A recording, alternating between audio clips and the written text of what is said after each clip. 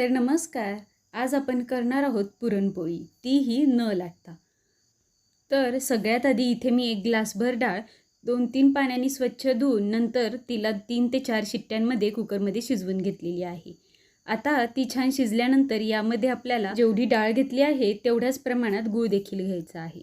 आता डाळ आणि गूळ आपल्याला मस्त घट्टसर होईपर्यंत परतून घ्यायचे आहे. तर हे पहा, जवळपास 7 ते 8 मिनिटांमध्ये आपलं पुरण छान शिजून तयार झालेलं आहे.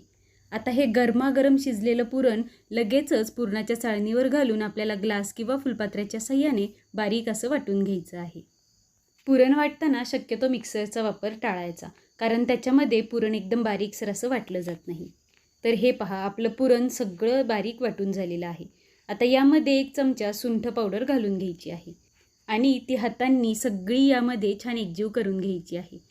आता एका प्लास्टिकच्या शीटला आपल्याला तेल लावून घ्यायचं आहे आणि त्याच्यावर आपल्याला एक छोटासा कणकेचा गोळा घेऊन त्यामध्ये मावेल इतकं भरपूर असं पुरण भरायचं आहे.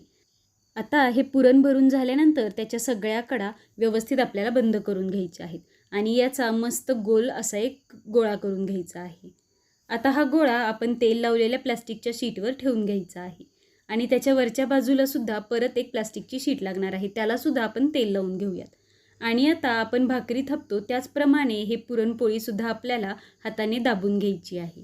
अशा प्रकारे जर पुरणपोळी केली तर हवी तितकी पातळ आणि गोलसर ही पुरणपोळी बनते आणि अजिबातही फाटत नाही किंवा कागदाला चिकटत देखील नाही.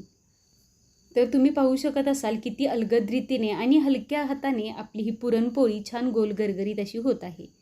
आता हा कागदाचा वरचा पार्ट काढून टाकायचा आणि ही पुरणपोळी लगेचच गरमागरम तव्यावर शेकायला घालायची. आता ही पोळी हलकीशी भाजली गेल्यानंतर लगेचच पलटून घ्यायची आहे आणि त्यावर तुम्हाला आवडत असल्यास तूप किंवा तेल लावून घ्यायचं आहे. आता लगेचच ही पलटी करायची आणि त्याच्या दुसऱ्या बाजूला सुद्धा तेल किंवा तूप आपल्याला लावून घ्यायचं आहे. आणि अशाच पद्धतीने ही टम्म फुगलेली पोळी दोन्ही बाजूंनी खरपूस अशी आपल्याला भाजून घ्यायची आहे. काय मग, कशी वाटली आजची ट्रिक? जर आपल्या रेसिपीज तुम्हाला आवडत असतील तर आपल्या चॅनलला नक्की सबस्क्राईब करा. चला तर मग भेटूयात पुढच्या व्हिडिओमध्ये.